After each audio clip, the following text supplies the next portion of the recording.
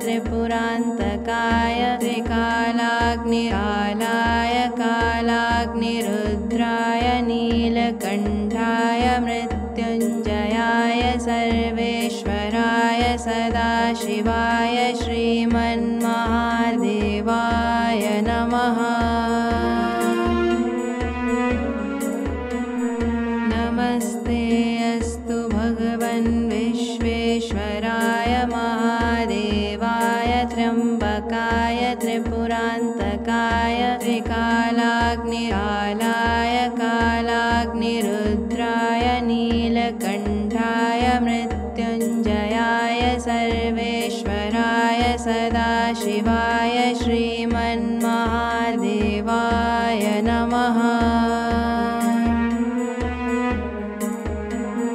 नमस्ते अस्तु भगवन् विश्वेश्वराय महादेवाय त्र्यम्बकाय त्रिपुरान्तकाय त्रिकालाग्निकालाय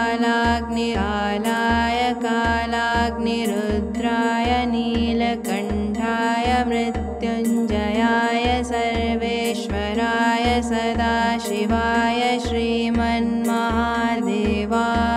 नमः।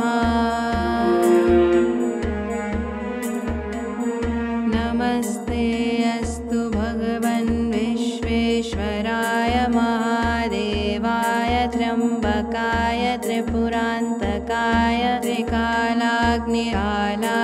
कालाग्निरुद्राय नीलकण्ठाय मृत्युञ्जयाय सर्वेश्वराय सदाशिवाय श्रीमन्महादेवाय नमः। नमस्ते अस्तु भगवन् विश्वेश्वराय महादेवाय त्र्यम्बकाय त्रिपुरान्तकाय त्रिकालाग्निकालाय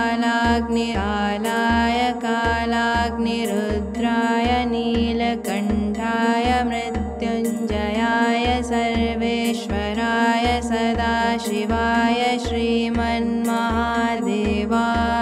नमः। नमस्ते अस्तु भगवन् विश्वेश्वराय महादेवाय त्र्यम्बकाय त्रिपुरान्तकाय त्रिकालाग्निकालाय कालाग्निरुद्राय नीलकण्ठाय मृत्युञ्जयाय सर्वेश्वराय सदाशिवाय श्रीमन्महादेवाय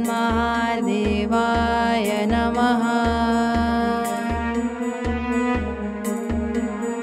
नमस्ते अस्तु भगवन् विश्वेश्वराय महादेवाय त्र्यम्बकाय त्रिपुरान्तकाय त्रिकालाग्निकालाय कालाग्निरुद्राय नीलकण्ठाय मृत्युञ्जयाय सर्वेश्वराय सदाशिवाय श्रीमन्महादेवाय नमः। नमस्ते अस्तु भगवन् विश्वेश्वराय महादेवाय त्र्यम्बकाय त्रिपुरान्तकाय त्रिकालाग्निकालाय कालाग्निरुद्राय नीलकण्ठाय मृत्युञ्जयाय सर्वेश्वराय सदाशिवाय श्रीमन्महादेवाय नमः।